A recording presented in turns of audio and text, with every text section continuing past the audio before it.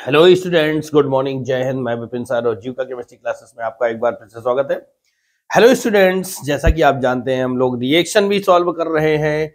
इस समय रिएक्शन भी चल रही हैं आपकी, और साथ में आपके अनसोल्ड पेपर भी चल रहा है। तो इसके अकॉर्डिंग, अनसोल्ड पेपर के अकॉर्डिंग क्या है कि 2024 का हमने अभी एक भी सेट नहीं डाला है, तो आज हम लोग 2024 का पहला सेट इंग्लिश मीडियम के लिए डालने वाले हैं। हिंदी मीडियम के लिए तो सेट पढ़ चुके हैं, 3 सेट हो गए हैं, लेकिन इंग्लिश मीडियम का कोई सेट नहीं आया, इसलिए आज हम आप लोगों के लिए इंग्लिश मीडियम का सेट लेकर आए हैं।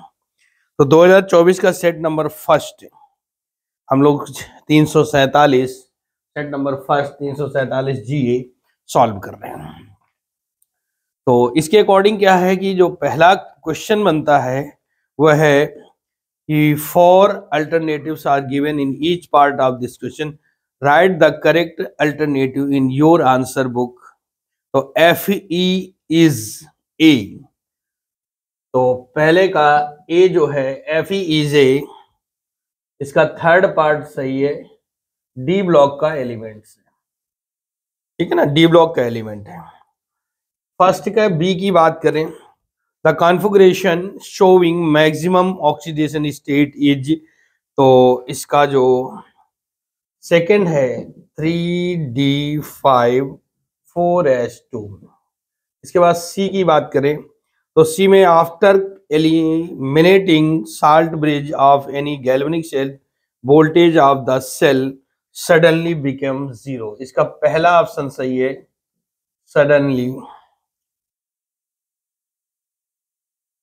Suddenly become zero. डी की बात करें, electrode potential of standard hydrogen electrode is zero. Hydrogen का इलेक्ट्रोड पोटेंशियल 0 वोल्ट होता है।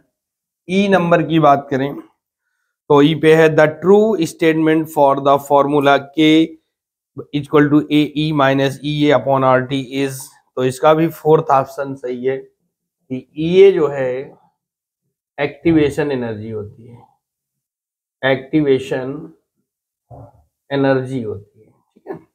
और ई के बाद एफ की बात करें तो F for the reaction half A into 2b, तो इसका जो सेकेंड ऑप्शन है वो सही हो जाएगा। क्या होगा, minus d a upon d t equal to 1/4 d v upon d t, ये हो जाएगा। क्वेश्चन नंबर 2 की ओर हम लोग आगे बढ़ते हैं। क्वेश्चन नंबर 2 की ओर आगे बढ़ते हैं।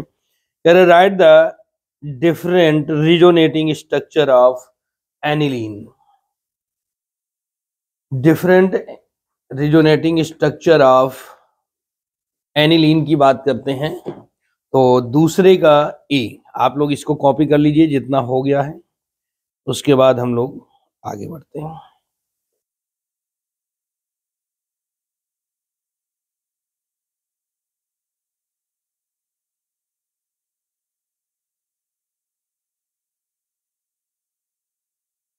तो right the difference in resonating structure of aniline. तो देखिए सेकंड की ए की बात करें, सेकंड का ए एनिलीन, एनिलीन का स्ट्रक्चर क्या होता है आप जानते हैं, NH2 यहाँ पे जुड़ता है और इसमें 2 इलेक्ट्रॉन, लोन पेयर इलेक्ट्रॉन एक होता है। क्या होता है, लोन पेयर इलेक्ट्रॉन होता है, जो कि यहाँ से अटैक करता हुआ आर्थो पोजीशन पर अटैक करेगा, और ये डबल बॉन्ड NH2 हो जाएगा।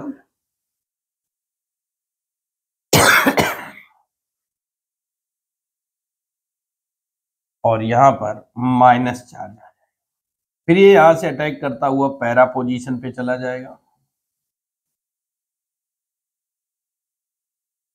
NH2, तो बॉन्ड स्ट्रक्चर कुछ ऐसा हो जाएगा और यहाँ पे माइनस लग जाएगा।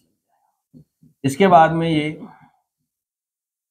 डबल बॉन्ड NH2, यहाँ से ये फिर पुनः आर्थो पर जाएगा, तो बॉन्ड स्ट्रक्चर कुछ ऐसा होगा और ये चीज माइनस हो जाएगी, और यहां से माइनस के बाद में ये सीधे सीधे फिर से कहां पर, यानी कि ये यहां पर अपनी पोजीशन पर पहुंच जाएगा। तो NH2 ये हो जाता है, ये रिजोनेटिंग स्ट्रक्चर हो जाते हैं, ठीक है ना। तो दूसरे का एक समाप्त हुआ। Explain the effect of temperature and pressure, explain the effect of temperature and pressure, नहीं, temperature and concentration on velocity of a reaction. तो दूसरे का बी, इफेक्ट ऑफ कंसंट्रेशन, पहली हेडिंग हमने डाल दी इफेक्ट ऑफ कंसंट्रेशन। कंसंट्रेशन के effect की बात करते हैं, क्या इफेक्ट देता है कंसंट्रेशन में। तो reactions occur with greater speed with when reactions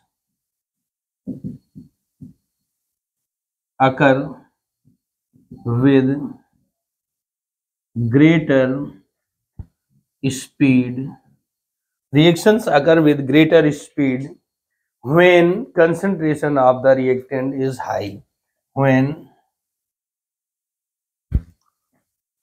concentration of reactant is increased, यानी अगर हम कंसंट्रेशन, रिएक्टेंट की कंसंट्रेशन इंक्रीज करेंगे तो उसका रिएक्शन रेट जो होगा वो भी इंक्रीज हो जाएगा।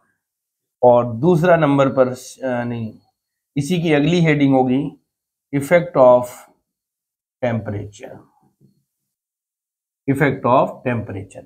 टेम्परेचर की बात की जाए तो टेम्परेचर में क्या होगा, the rate of reaction increases with the rate of reaction increases with the rate of reaction increases with increase of temperature, increase of temperature, यानी किसी भी रिएक्शन रेट का, रिएक्शन रेट जो है टेम्परेचर के इंक्रीज होने के साथ साथ इंक्रीज होता है, because the kinetic energy of the reactant, because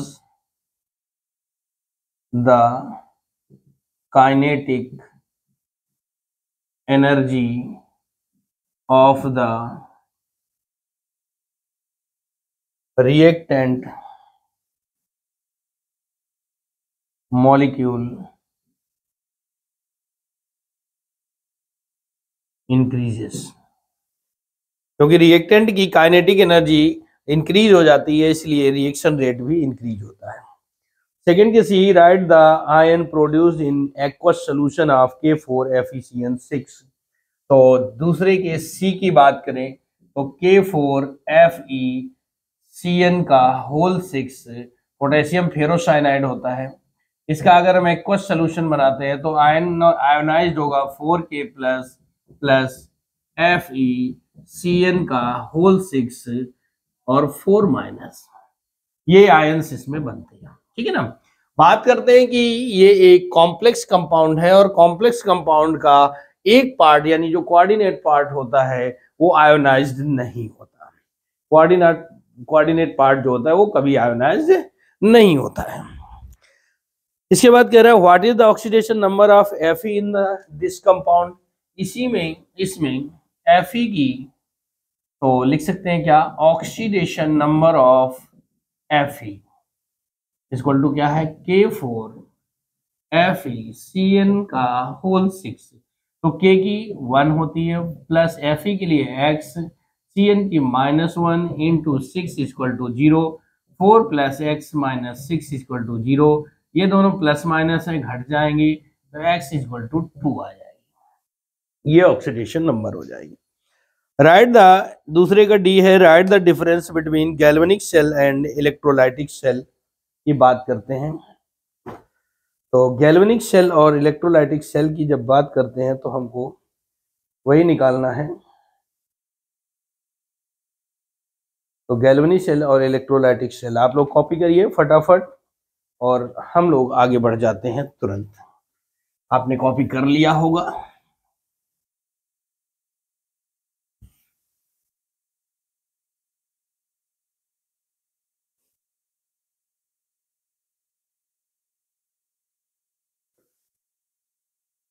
तो सेकंड के डी की बात करते हैं, है ना। दूसरे का D, galvanic cell electrolytic cell में डिफरेंस करना है, तो हेडिंग वगैरह आप लोग डाल ही लेंगे, इलेक्ट्रोलाइटिक सेल, और दूसरी तरफ हमने डाल दिया galvanic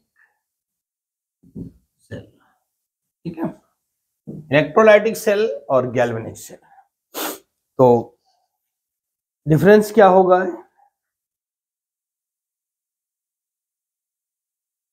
in this cell electrical energy converted in this cell, electrical energy converted into chemical energy,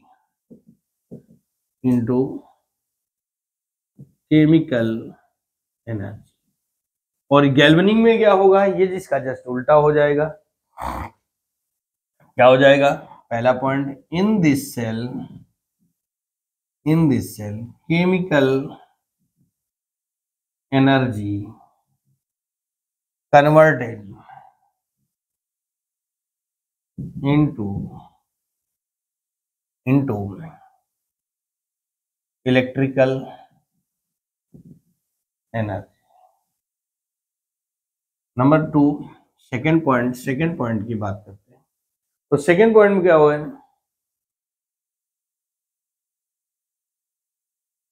in this cell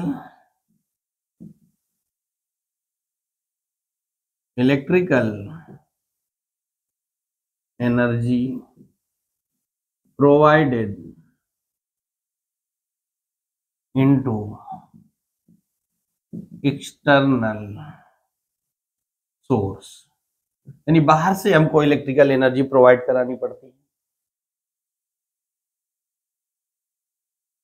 और यहां पे क्या होगा, या इलेक्ट्रिकल को इलेक्ट्रिसिटी भी कह सकते हैं, कोई बात नहीं। In this cell electricity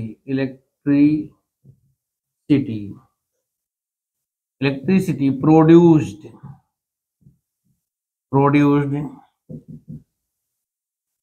in this cell electricity produced,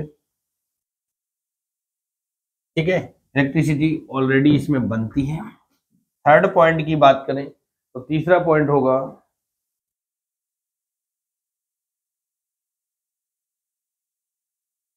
on passing electrical current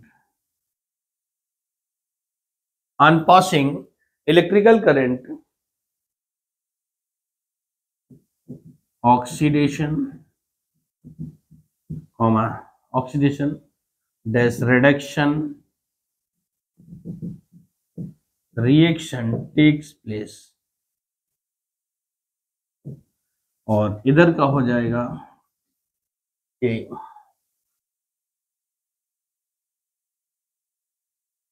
in this cell oxidation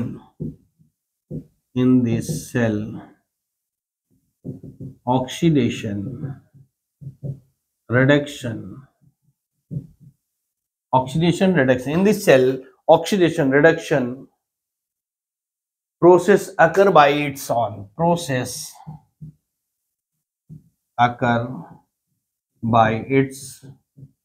own। Number 4 पर बात करते हैं, चौथे पॉइंट की, in this cell cathode is negative and anode is positive, है ना। और चौथा पॉइंट होगा, in this cell cathode is positive and anode is negative, उल्टा हो जाता है, ठीक है। ये हमारा दूसरे का डी समाप्त हुआ। इसके बाद क्वेश्चन नंबर थर्ड का ये है कि 4 gram of ethanol is dissolve in 54 gram of water, calculate mole fraction of ethanol and water. तो थर्ड की ए की बात करें हम लोग तो 46 ग्राम ऑफ एथेनॉल, ठीक है, one side ethanol and other side water. Ethanol 46 ग्राम को डिसॉल्व किया गया है 54 ग्राम ऑफ वाटर में, तो यहाँ पर कैपिटल डब्ल्यू हो जाएगा 54 ग्राम। एथेनॉल का मॉलिक्यूलर वेट 46 होता है और इसका मॉलिक्यूलर वेट 18 होता है। तो स्मॉल एन इक्वल टू क्या हो जाएगा 46/46 इक्वल टू 1 मोल आ जाएगा, और यहाँ कैपिटल एन इक्वल टू हो जाएगा 54/18 इक्वल टू 3 मोल आ जाएगा। फिर total moles small n plus capital N, total moles की बात करें तो स्मॉल एन की वैल्यू कितनी है 1 + 3 इक्वल टू 4 मोल्स आ जाता है ना, 4 मोल हो जाता है। अब 4 मोल के आगे क्या करेंगे, mole fraction of ethanol equal to small n upon small n plus capital N, यानी 1/4 इक्वल टू 0.25। फिर हो जाएगा मोल फ्रैक्शन ऑफ वाटर हमारा सॉल्वेंट है, capital N upon small n plus capital N equal to हो जाएगा 3/4 यानी 0.75। ये दोनों का मोल फ्रैक्शन हो जाएगा। इस तरीके से क्वेश्चन नंबर थर्ड का ए हम लोग कंप्लीट कर चुके हैं, आप लोग कॉपी करें। अब हम थर्ड के बी पर चलते हैं। तो इसको आपने कॉपी कर लिया होगा, हम साफ करते हैं, आगे बढ़ जाते हैं।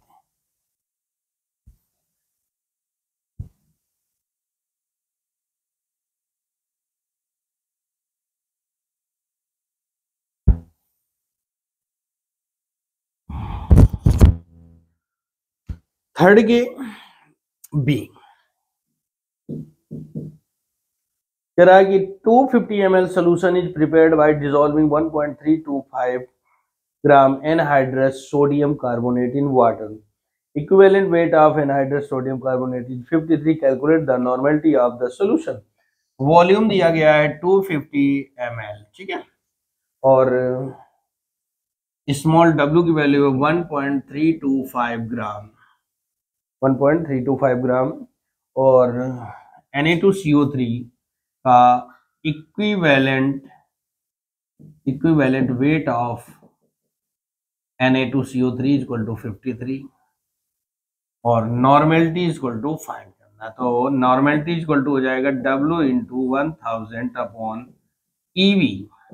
तो W की वैल्यू है 1.325 इंटू 1000 अपॉन E की वैल्यू आ गई 53 इंटू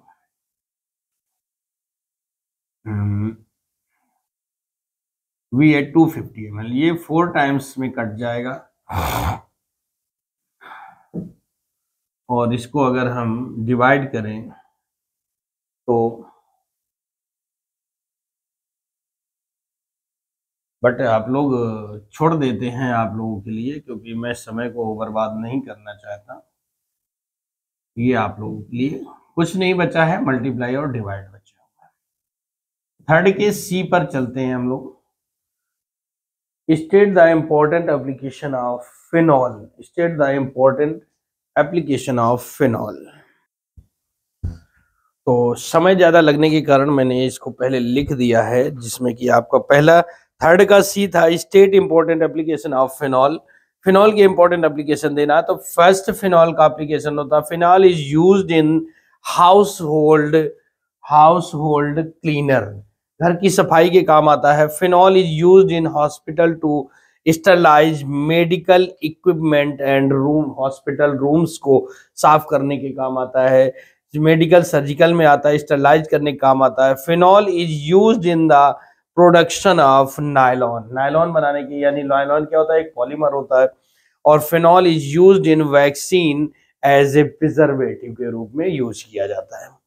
थर्ड का डी था कि state the role of hormones in our body. हमारी बॉडी में हार्मोन्स का क्या रोल होता है, तो पहला ग्रोथ एंड डेवलपमेंट। हमारी बॉडी को ग्रोथ और डेवलपमेंट का काम करता है, ग्रोथ का डेवलपमेंट करने का काम होता है। Hormones regulate in the metabolism in our body, यानी उपापचय क्रियाएं, जो भोजन को चबाना पचाना इन सारी प्रोसेस को रेगुलेट करता है। Hormones help with reproduction and fertility, reproduction और फर्टिलिटी में भी योगदान देता है। होम्योस्टेसिस इन आवर बॉडी, हमारी बॉडी के समस्थापन बनाए के यानी समन्वय बनाए रखने में भी हेल्प करता है। फोर्थ के ए में, तो ये थर्ड का सी और थर्ड का डी कंप्लीट हो जाता है, हम लोग फोर्थ के ए पर आ जाते हैं। फोर्थ के ए में रोजनमुंड रिएक्शन के बारे में बात कर रहा है। तो रोजनमुंड रिएक्शन क्या होती है इसके बारे में हम लोग देख लेते हैं कि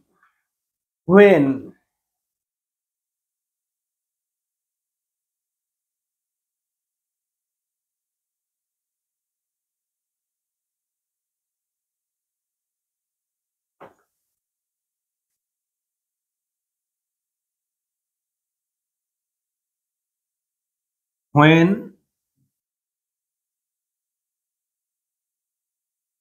reduction of benzoyl chloride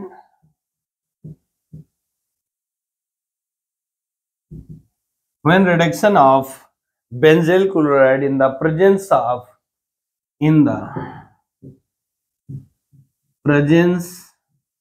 of PDBaSO4, ये कैटालिस्ट का काम करेगा। तो when reduction of benzoyl chloride in the presence of PDBaSO4 to form benzaldehyde, this reaction is known as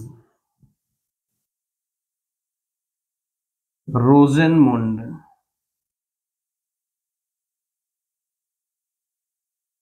reaction या फिर रोजनमुंड रिडक्शन भी कह देते हैं।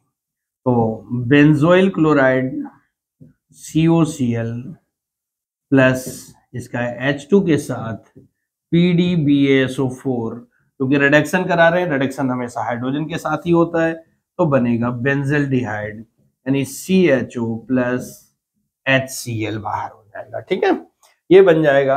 अब इसी क्वेश्चन में और जोड़ दिया है कि right the only chemical equation of the reaction of ethyne with water in presence of H2SO4 and HgSO4।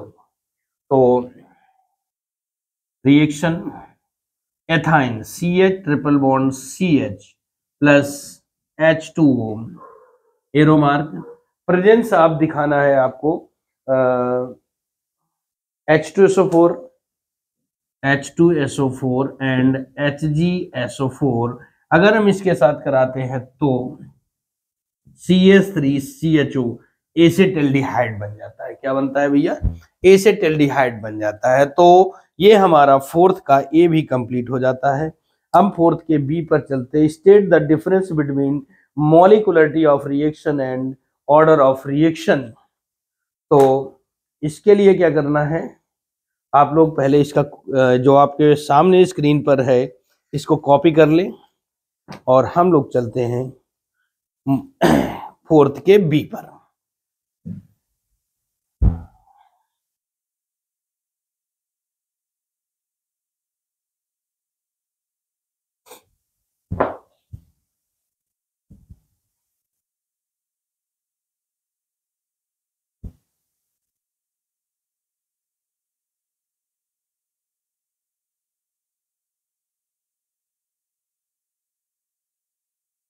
Fourth के बी पर क्वेश्चन नंबर फोर्थ का बी, जो फोर्थ का बी है वो कह रहा है state the difference between molecularity of reaction. तो molecularity of reaction and order of reaction, इनमें जो डिफरेंस है पिछले सेटों में भी हो चुका है, 2022 में भी हो चुका है, और ये आपको चैप्टर नंबर 4 पर मिल जाएगा। ठीक है, और यदि नहीं मिलता है तो आप हमें व्हाट्सअप कर दीजिए, हम आपको इसको भेज देंगे आंसर।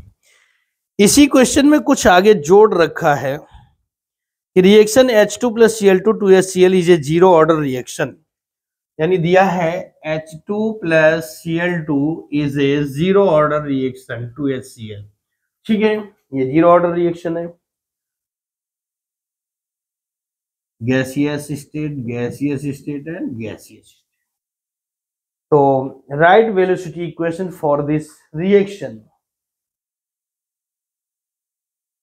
तो अगर हम इसका लिखें the rate equation, the rate equation is, तो ये हो जाएगा rate is equal to, rate is equal to के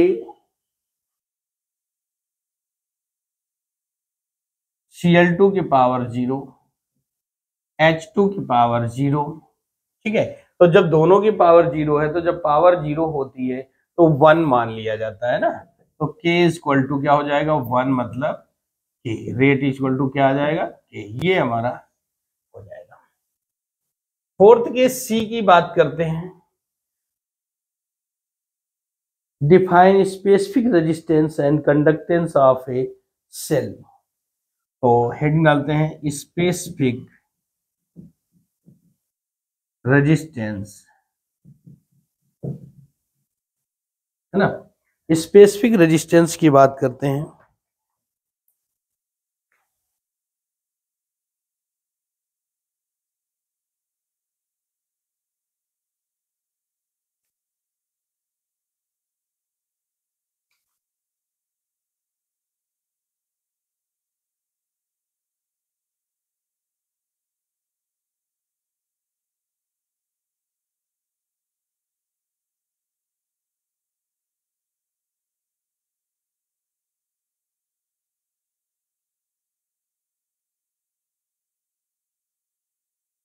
The resistance of the conductor,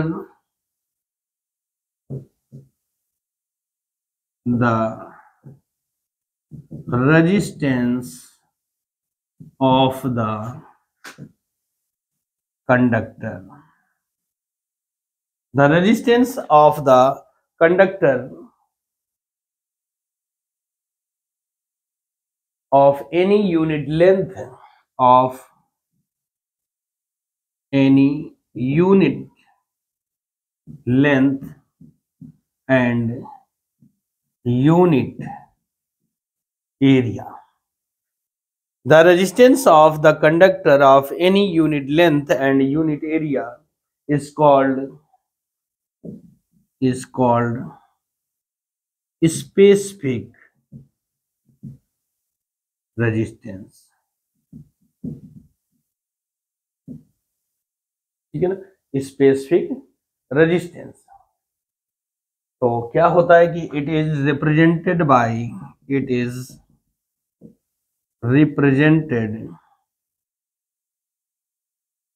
bye रो। तो रो इज इक्वल टू होता है RA/L।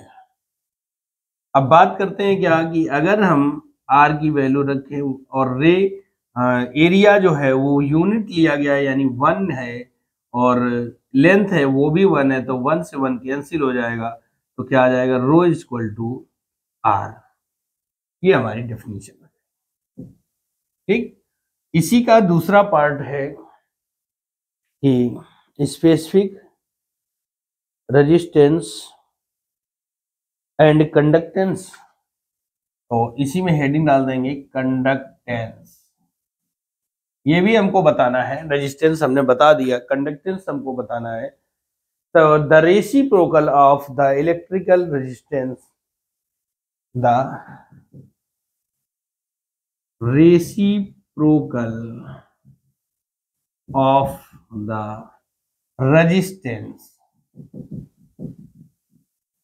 the reciprocal of the resistance is called the conductance।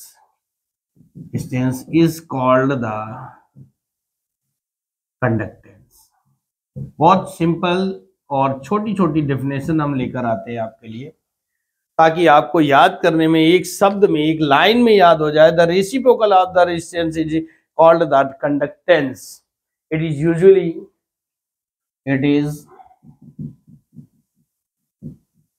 usually represented by capital C। तो C equal to क्या हो जाएगा 1/r। अगर हम इट्स यूनिट की बात करें तो यूनिट क्या हो जाएगी ओम इनवर्स। ये हो जाएगा ओम इनवर्स। तो फोर्थ का C, why is bromine atom of bromoethane more reactive than that of bromobenzene? Right only chemical equation of the reaction of bromoethane with sodium in presence of dry ether. तो आप लोग इसको copy करें, हम लोग आगे बढ़ते हैं। तो हमारा क्वेश्चन था फोर्थ का डी कि why is bromine atom of bromoethane more reactive than that of bromobenzene? तो क्या लिख सकते हैं, कुछ चीजें तो हम क्वेश्चन से ऐड कर सकते हैं। क्या ऐड करेंगे कि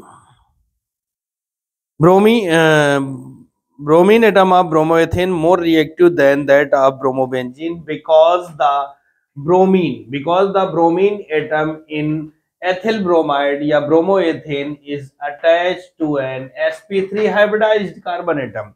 यानी ब्रोमोएथेन में जो Br एटम होता है, ब्रोमीन एटम होता है, वो sp3 हाइब्रिडाइज्ड कार्बन एटम से जुड़ा होता है, जो कि which is लेस स्टेबल, जो कम स्टेबल होता है एंड मोर रिएक्टिव होता है, इसलिए ब्रोमोएथेन कम स्टेबल होता है। व्हाइल जबकि the bromine atom in bromobenzene is attached to an sp2 hybridized carbon atom with in the benzene rings. Benzene rings से जुड़ा होता है। The benzene ring stabilize the bromine atom through the resonance, क्योंकि benzene ring में resonance structure हो जाता है, resonance structure बनाता है, इसलिए वो ज्यादा स्टेबल हो जाता है।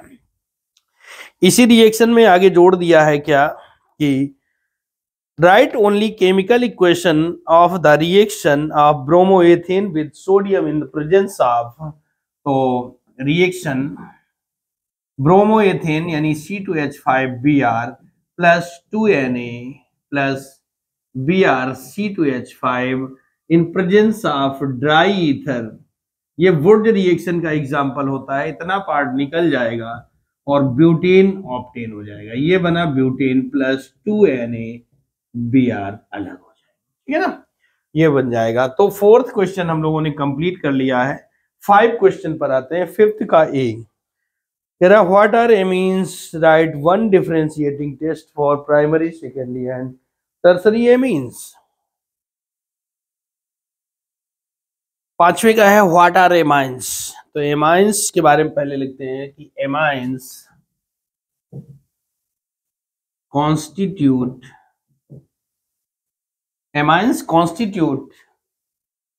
The most important class of the most important class of the organic compound। यानी ऑर्गेनिक कंपाउंड का एक मोस्ट इंपॉर्टेंट क्लास होता है amines. In nature they occur among, in nature they occur among, in nature they occur among vitamins, proteins, alkaloid and hormones। vitamins, proteins, alkaloid and hormones। ये nature में vitamins, proteins, alkaloid और hormones के form में पाए जाते हैं या hormones के साथ पाए जाते हैं। It is the derivatives of ammonia. It is the derivatives of ammonia. ये अमोनिया के डेरिवेटिव्स होते हैं। तो obtained by the replacement of by the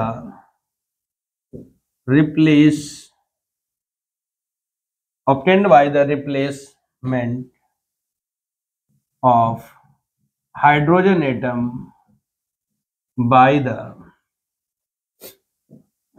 the alkyl or aryl groups। Alkyl या एराइल ग्रुप्स के द्वारा हाइड्रोजन अमोनिया के hydrogen atom को रिप्लेस करने पर हमें एमाइंस प्राप्त होते हैं। लाइक एग्जांपल अमोनिया NH3 होता है, इसको रिएक्ट करा दिया हमने RX यानी एल्काइल ग्रुप के साथ में, तो क्या होगा, माइनस का HX निकल जाएगा और बचेगा RNH2। इट्स 1 डिग्री यानी प्राइमरी एमाइन।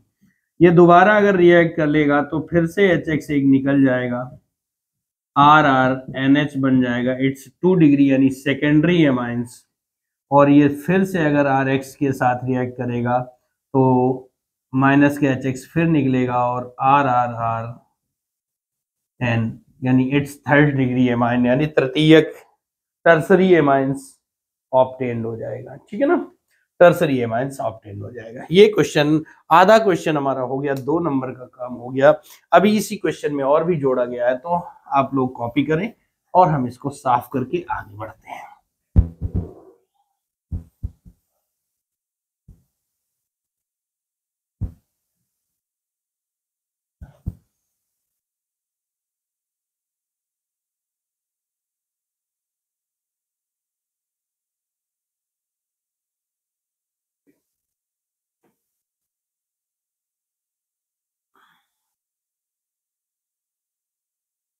क्वेश्चन नंबर 5 का ए ही चल रहा है, उसका हाफ पार्ट हुआ था, हाफ बाकी है। इसमें कि write one differentiating test for primary secondary and tertiary amines. तो इनके लिए हम लोग हेंसबर्ग टेस्ट करते हैं। तो क्या लिख सकते हैं कि primary amines when react with Hinsberg reagent,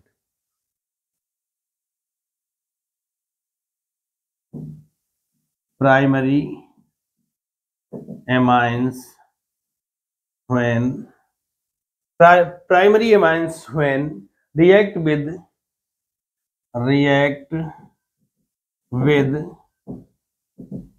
Hinsberg reagent। Primary amines when react with Hinsberg reagent, it yields N-ethylbenzene sulfonamide। It yield N-ethylbenzene sulfonamide। It yield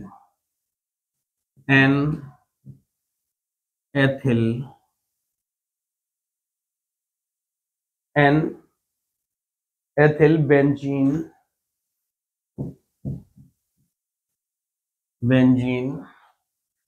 sulfonamide। Sulfonamide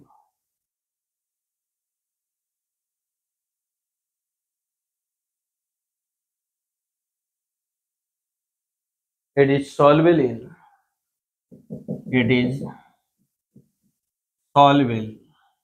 in alkali solvent, यानी ये alkali solvent के साथ soluble होता है।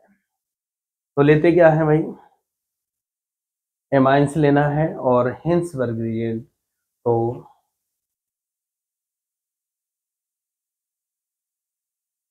Benzene नहीं,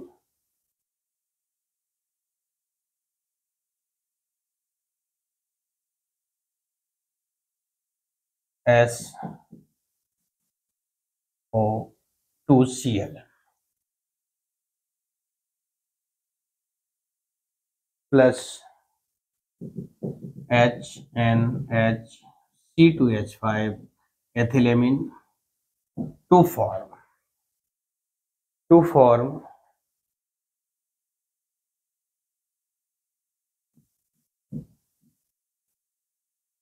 SNHC2H5 यानी N-एथिलबेंजीन sulphonamide plus HCl, N-एथिलबेंजीन sulphonamide बनता है।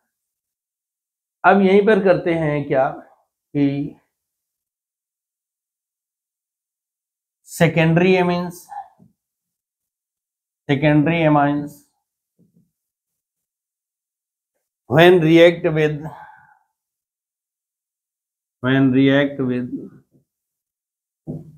Hinsberg reagent, it yield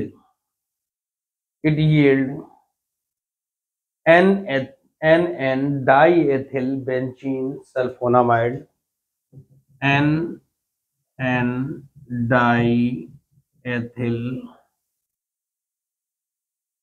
benzene sulfonamide,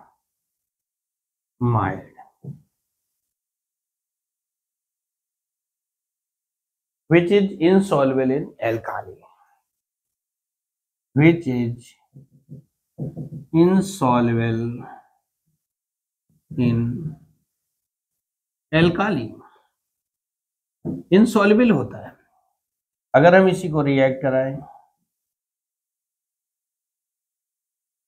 HCl plus, ठीक है ना, तो इसमें क्या होगा, सेकेंडरी एमीन्स लेना होगा HNC2H5 और C2H5, रिएक्ट कराएंगे तो SNC2H5 और C2H5, NN diethyl benzene sulphonamide plus HCl, ये इनसॉल्युबल है और ये सॉल्युबल है, ये डिफरेंस, ठीक है। और जब बात करते हैं थर्ड डिग्री एमाइंस की,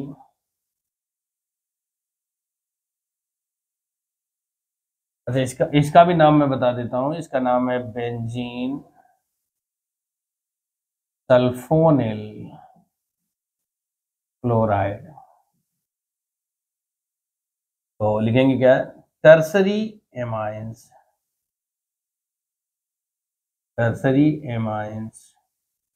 do not react with tertiary amines do not react with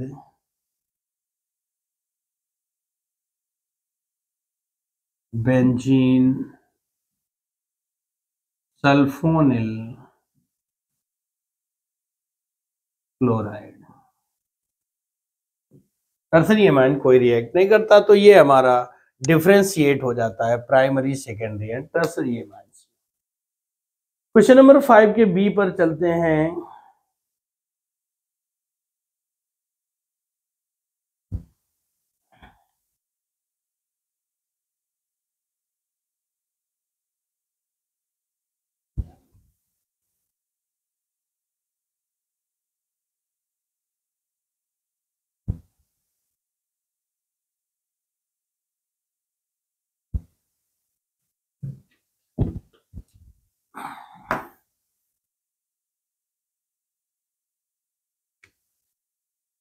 five का B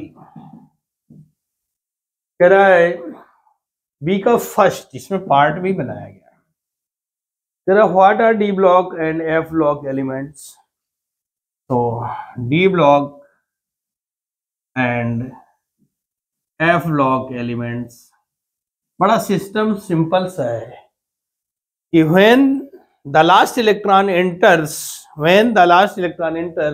in D subcells are called D block elements. It is classified in 4 series, 3D, 4D, 5D and 6D. When the last electron enters on F subcells are called F block elements. It is classified in 2 categories, 4F and 5F. 4F is called lanthanides and 5F is called actinides. तो ये question आप self कर लेंगे, chapter number 4 का है, ठीक है। इसका सेकंड पार्ट है write general electronic configuration of D block and F block elements. तो लिखेंगे क्या, general electronic configuration of d block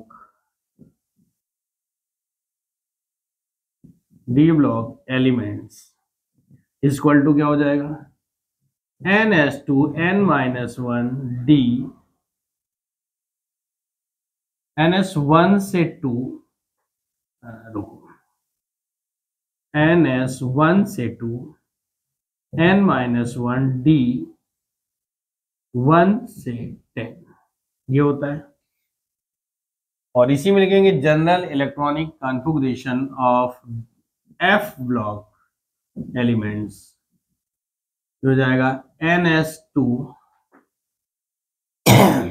n-1 नहीं n-1 d 0 से 1 n-2 f1 से 14 ये हो जाएगा। 5 के सी की बात करते हैं।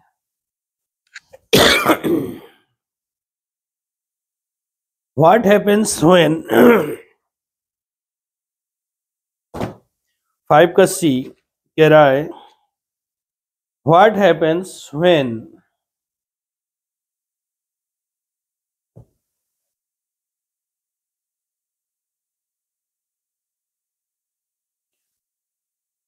write only chemical equation. Ethanol is heated with sodium bromide and concentrate H2SO4.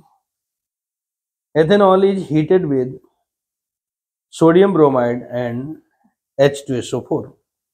तो नंबर 1 एथेनॉल के लिए क्या लिखेंगे, CH3CH2OH है ना, इसको हीट किया जा रहा है किसके साथ, सोडियम ब्रोमाइड एंड H2SO4 के साथ।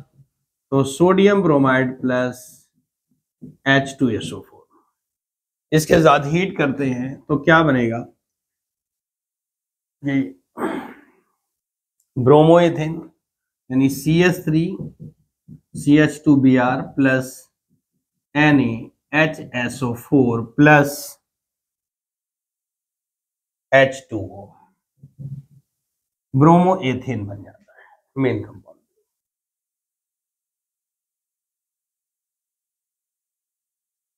सेकेंड है toluene react with Cl2 gas in presence of Fe powder in the dark. तो टॉलुइन सेकेंड पार्ट है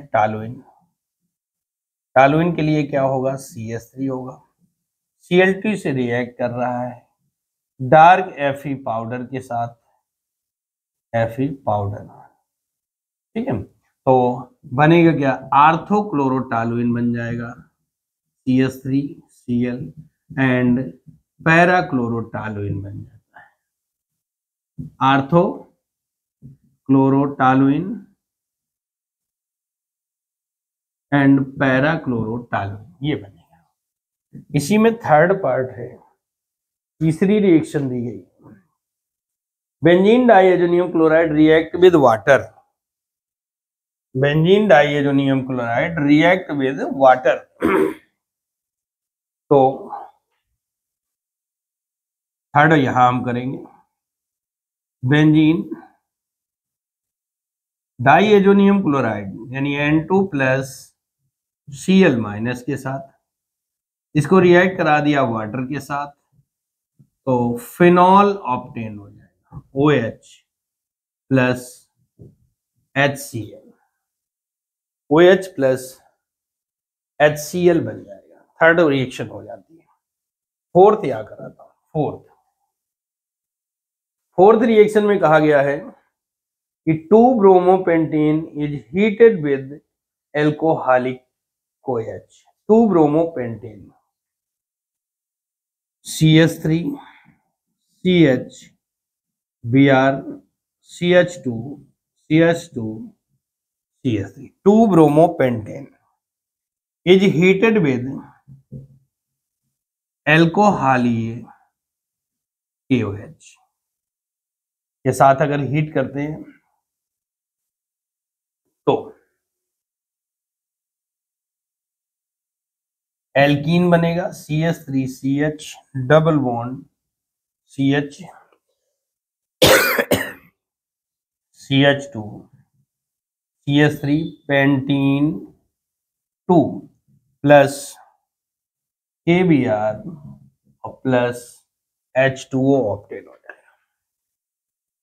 तो ये इस तरीके से हम लोग 5 के C को कंप्लीट कर चुके हैं। अब हमारी बारी है 5 के D की।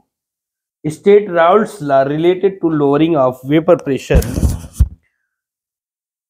Pure water is 293 kelvin temperature. Raoult's law को स्टेट करवा रहे हैं, तो राउल्ट्स लॉ के बारे में हम लोग देखते हैं आज। तब तक आप इसको कॉपी कर लीजिए क्योंकि आगे बढ़ना है और अब मुझे इसको साफ भी करना है।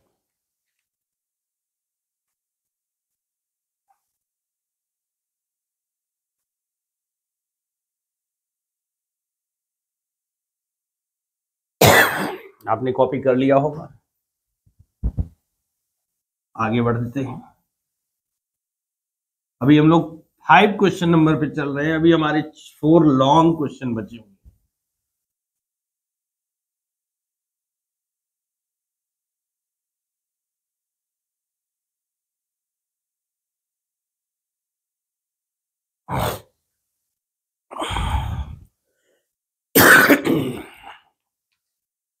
क्वेश्चन नंबर 5 का डी। 5 का D, Raoult's law.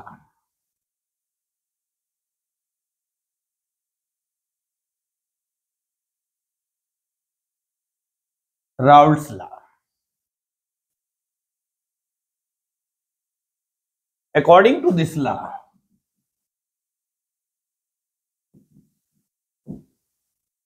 according to this law, the relative lowering of vapor pressure is equal the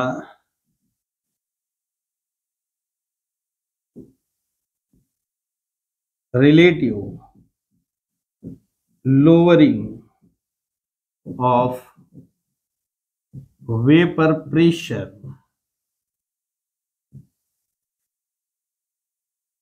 is equal. The relative lowering of vapor pressure is equal to the mole fraction of solute। तो ये हो जाएगा P minus P S upon P equal to small n upon small n plus capital W. ये बनता है। If for a dilute solution, for a dilute solution, यानी अगर solution हमारा बहुत ज्यादा डाइल्यूट है, देन n प्लस, सॉरी ये कैपिटल N होगा, n plus n is equal to n। Put the value, तो P minus P S upon P equal to हो जाएगा small n upon capital N। तो P minus P S upon P equal to n small w, capital W capital M। तो P minus P S upon P equal to small w capital M, small m capital W। ये हमारा formula बनता है। इसी question में एक numerical भी जोड़ दिया है। कहा है कि vapour pressure of pure water is 293 kelvin, temperature is 17.5335 mm, dissolving 5 gram of glucose in 450 gram of water at 293 Kelvin temperature. Calculate the vapor pressure of the solution. तो P की वैल्यू दी गई है 17.535 mm। PS आपसे पूछा जा रहा है।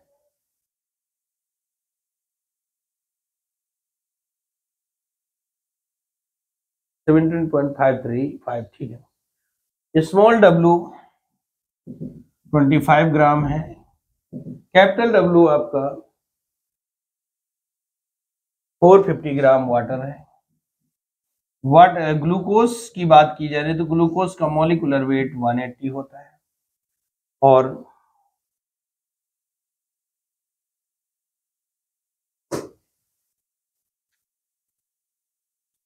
तो ये हो जाएगा।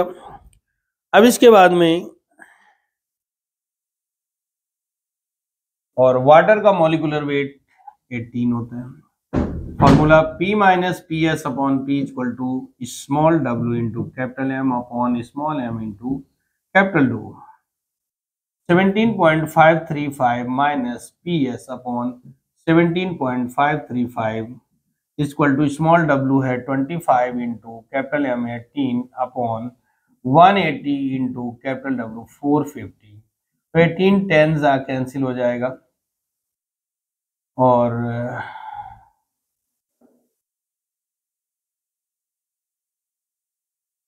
5 9 जा 5 1 जा 18 उस। तो ये आ जाएगा 17.535 minus P S upon 17.535 equal to आ जाएगा 1 अपॉन 180। ठीक है, तो इसको उधर ले जाते हैं तो ये हो जाएगा 17.535 minus P S equal to 17.535 upon 180। ठीक है, अब 180 का अगर हम डिवाइड करते हैं, ठीक है, क्या करते हैं 180 को अगर हम डिवाइड करते हैं तो ये आ जाएगा 0.0974 0.0974। तो 17.535 माइनस पी एस। अब पी एस इक्वल टू ये माइनस है उधर जाएगा तो 0.0974 माइनस 17.535। तो minus P S equal to value minus में आएगी। तो जब माइनस किया तो आ गई क्या 17.4376। 17.4376 माइनस से माइनस कैंसिल हो जाएगा। P S equal to 17.4376 mm। ये सोल्यूशन का क्या हो जाएगा वेपर प्रेशर। आप लोग कॉपी करो, क्वेश्चन नंबर 6 पे चलते हैं।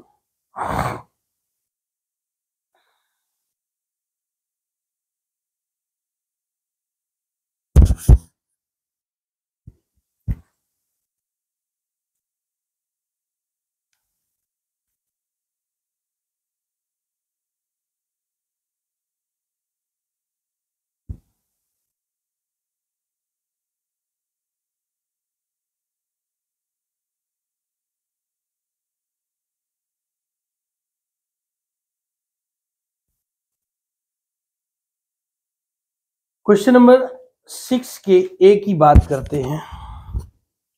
तो क्वेश्चन नंबर 6 का ये है, write the valence bond theory VBT of coordination compound. Question number 6 का ए ये वीबीटी के बारे में पूछ रहा है। वीबीटी एक थ्योरेटिकल क्वेश्चन है, 2 पेज 3 पेज लिखना होगा, तो ये आप सेल्फ करेंगे। चैप्टर नंबर 5 में मिलेगा और यदि आपको नहीं मिलता है तो आप हमें व्हाट्सअप करिएगा। हमारा नंबर है 8533049772।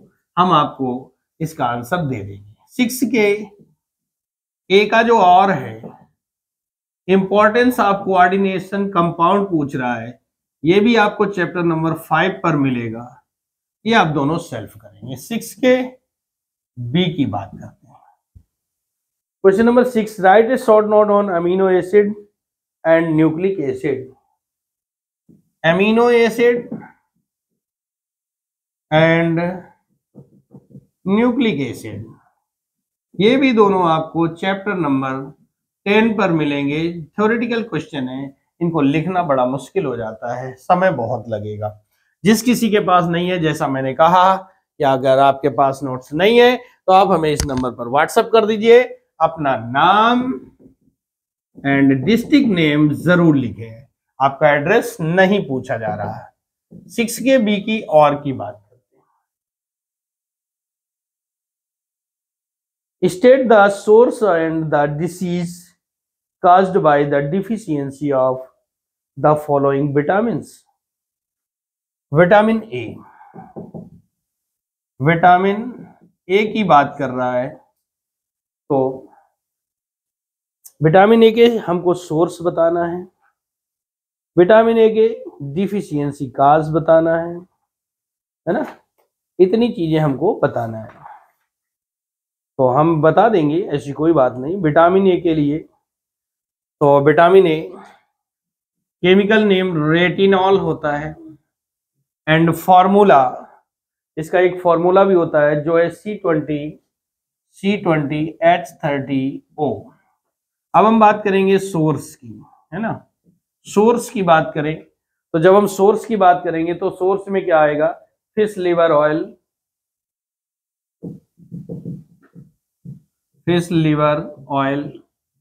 कैरेट, ग्रीन वेजिटेबल्स,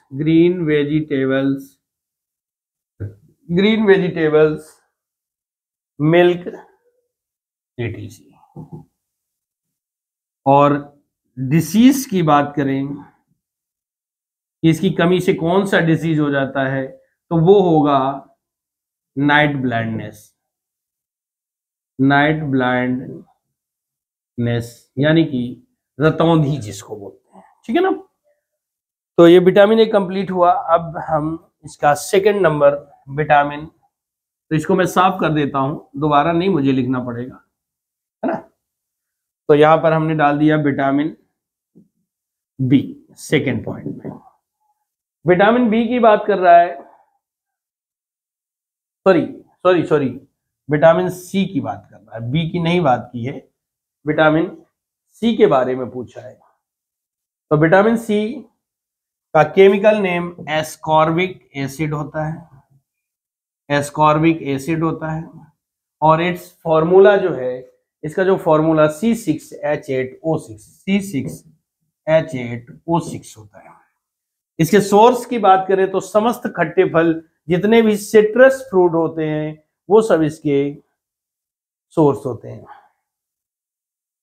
तो सोर्स में सिट्रस फ्रूट और ग्रीन वेजिटेबल्स,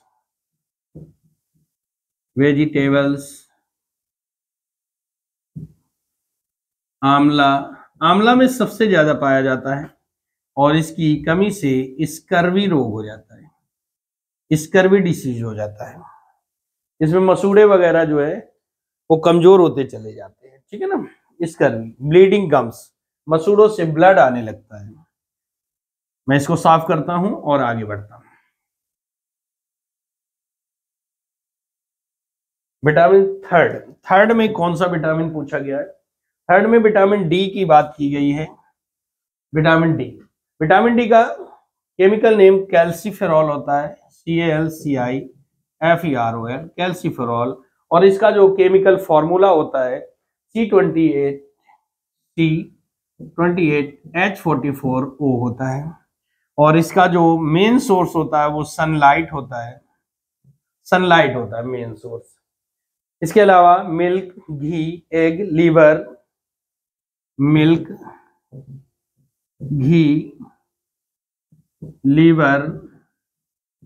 है ना, मिल्क, घी, लीवर और फिश। और इसकी डिसीज जो होता है रिकेट्स, रिकेट्स, सूखा रोग जिसको बोलते हैं, बंदे का वजन कम होता जाएगा है, और ये बच्चों में ज्यादा हो जाता है। तो 3 हमारे विटामिन हो गए, इसको मैं साफ करता हूं, नेक्स्ट पर चलता हूं। विटामिन ई के बारे में पूछा गया है, इसके बारे में विटामिन ई के बारे में पूछा गया है, ये 4th पॉइंट है। विटामिन ई का केमिकल नेम टोकोफेरॉल होता है, और इसका केमिकल फॉर्मूला जो है C29H50O2 होता है। इसका जो सोर्स होता है जर्मिनेट व्हीट, अंकुरित गेहूं या अंकुरित अनाज जो होता है, ठीक है ना, cotton seed, sunflower,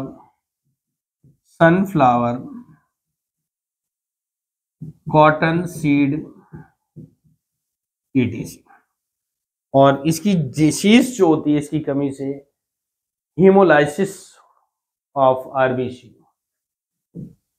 hemolysis of RBC, ये डिसीज हो जाता है। और लास्ट पॉइंट हमारा बचा हुआ है विटामिन के के बारे में, तो इसको मैं साफ करता हूं, आपने नोट कर लिया होगा। विटामिन के, विटामिन के की बात की जाए तो इसका केमिकल नेम फाइलोक्विनोन होता है, फाइलोक्विनोन,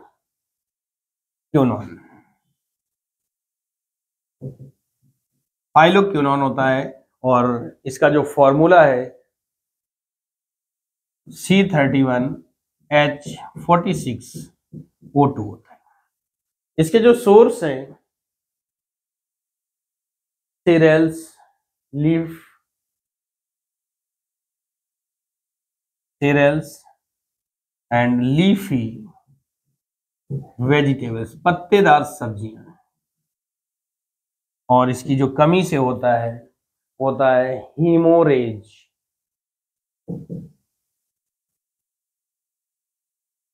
हीमोरेज होता है, ब्लीडिंग होती रहती है ब्लड की।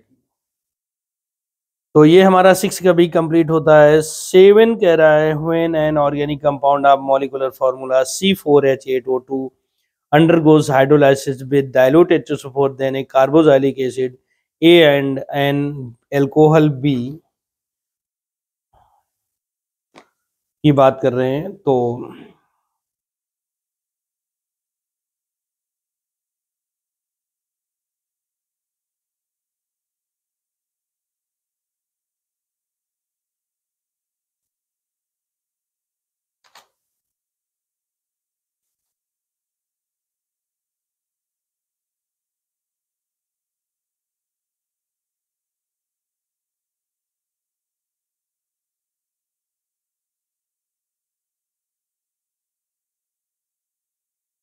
क्वेश्चन नंबर 7 का ये when an organic compound is molecular formula C4H8O2, तो ये जो मॉलिक्यूलर फॉर्मूला दिया गया है 7 का ये C4H8O2, देन या its compound is ester, its compound is ester, क्या हो सकता है, यानी like CH3COO C2H5, CH3COO C2H5 ester होगा। और जब एस्टर को यानी CH3COO C2H5 एस्टर को H2SO4 के साथ, किसके साथ, H2SO4 के साथ हाइड्रोलाइज किया जाता है प्लस H2O, तो CH3COOH कार्बोजाइलिक एसिड A बनता है, ये हमारा कंपाउंड हो जाता है। तो C2H5OH A बन गया हमारा, ठीक है ना। और साथ में क्या कहा कि A and an alcohol B बनता है, ये हमारा एल्कोहल बी हो जाता है। आगे कहा गया A is on oxidizing B with chromic acid carboxylic acid A is obtained. तो बी को, बी जो है CH3CH2OH यानी एथेनॉल है, बी को जब ऑक्सीडाइज किया गया क्रोमिक एसिड यानी H2CrO4 के साथ, तो ये बनता है कार्बोजाइलिक एसिड ए बन जाता है प्लस H2, यहाँ 2O ले लेंगे, बैलेंस कर देंगे, कार्बोजाइलिक एसिड ए बन जाता है। आगे उसी ने कहा on heating a with P2O5 asterisk anhydride C बनता है। ऑन हीटिंग P2O5, तो CH3COOH लिखेंगे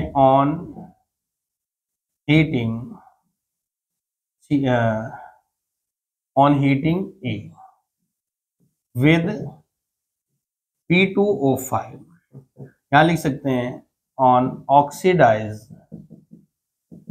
oxidising A with chromic acid. तो CH3COOH, सॉरी ए नहीं, यहां पर बी है, बी। CH3COOH को हीट किया गया P2O5 के साथ। तो CH3CO और CH3COO acetic anhydride is obtain plus H2O। Balance करेंगे, यहाँ पे 2 मॉलिक्यूल्स ले लेंगे, ठीक है। आगे इसी में जोड़ा गया ये कंपाउंड C मिला, acid anhydride C of this acid is obtained on hydrolyze this anhydride acid A is obtained। अब कह रहा है C को अगर on hydrolyze C, तो जब CH3COO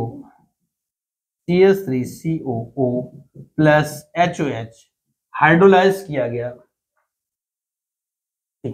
हाइड्रोलाइज किया गया तो बनता क्या है, कह रहा A। तो CH3COOH प्लस CH3COOH 2CH3COOH, यही बन जाएगा, 2 मॉलिक्यूल्स A बन जाता है। तो कह रहा है A, आपको करना क्या है, identify A B C, right also chemical. तो A हमारा कार्बोक्सिलिक एसिड है, B हमारा एथेनॉल है और C हमारा एसिटिक एनहाइड्राइड है। यहाँ पर हम लिख देंगे A equal to B equal to C equal to, ठीक है। तो 7 का ये हमारा कंप्लीट हो जाता है। 7 के B की ओर चलते हैं, इसको हम साफ करेंगे।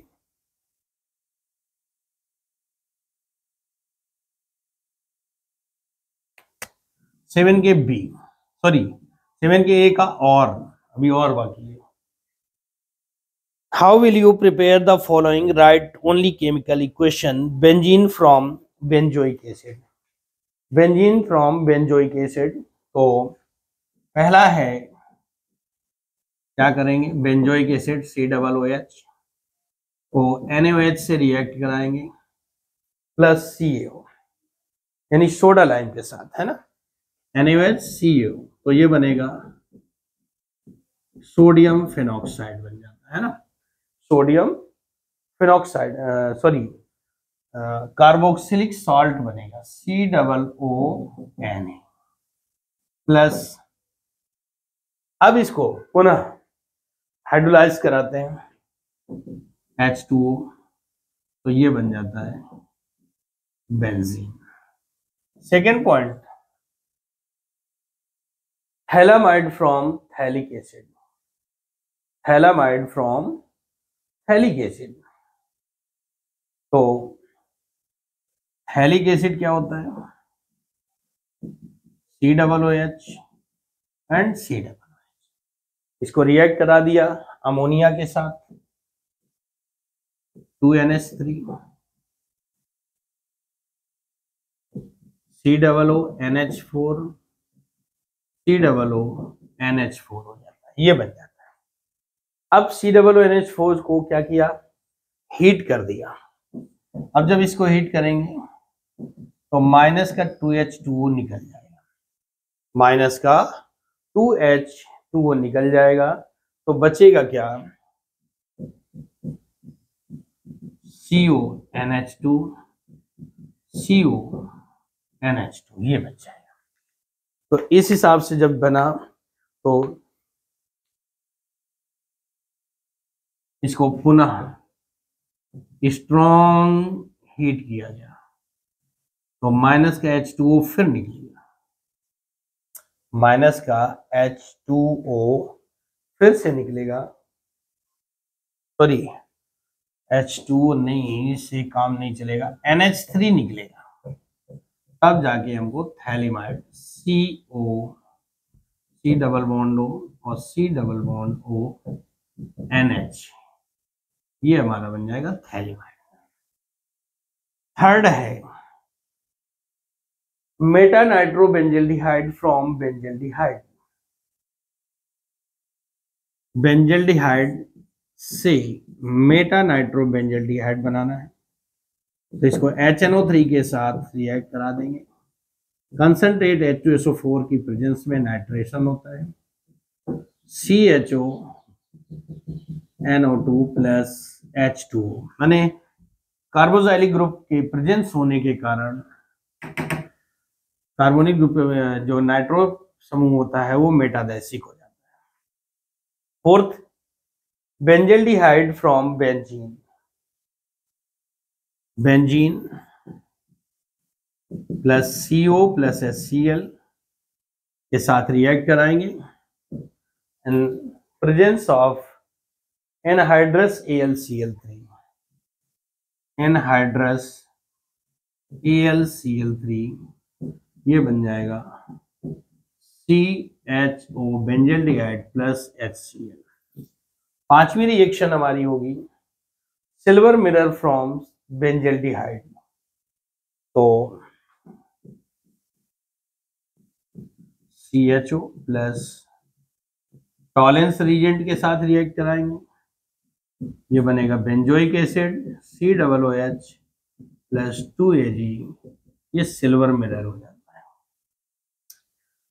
7 के A का और कंप्लीट हो जाता है। हम लोग 7 के B पर right the chemical equation for, तो इसको आप लोग कॉपी करें।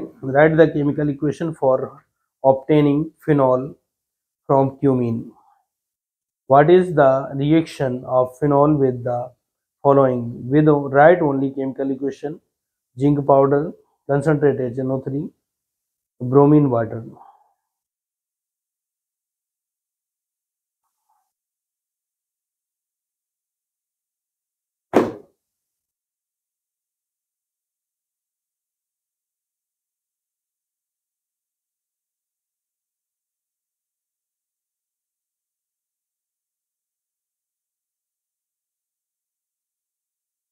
इसको साफ करते हैं। 7 का B, 7 का B, obtain phenol from cumene। CH CS3 CS3 ये हमारा क्यूमीन है। इसको O2 के साथ रिएक्ट करा देते हैं, यानी कि ऑक्सीडाइज कराते हैं। COOH CS3 एंड CS3, और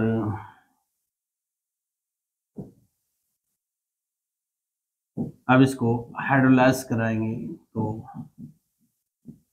OH phenol plus CS3 CO CS3 प्राप्त हो जाएगा, एसीटोन। ठीक है, इसी में कहा गया है कि what is the reaction in phenol with the following zinc powder, है ना। तो पहला है रिएक्ट विद जिंक पाउडर, तो phenol OH plus Zn, benzene obtain होगा प्लस ZNO हो जाएगा। सेकेंड है कंसंट्रेट HNO3 के साथ रिएक्ट कराएं।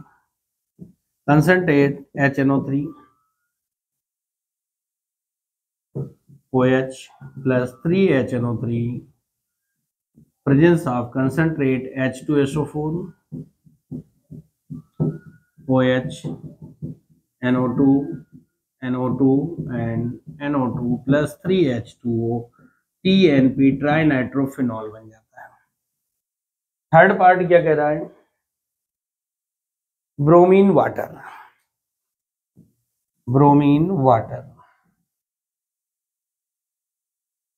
तो अगर इसको ब्रोमीन वाटर के साथ रिएक्ट करते हैं तो ट्राई ब्रोमोफिनॉल बनता है, 3Br2 वाटर और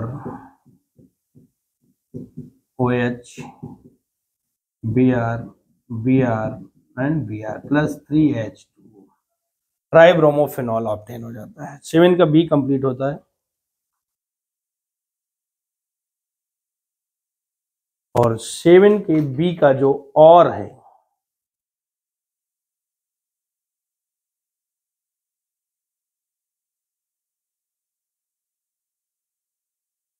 सेवन बी और अब first industrial method of methanol पूछा जा रहा है।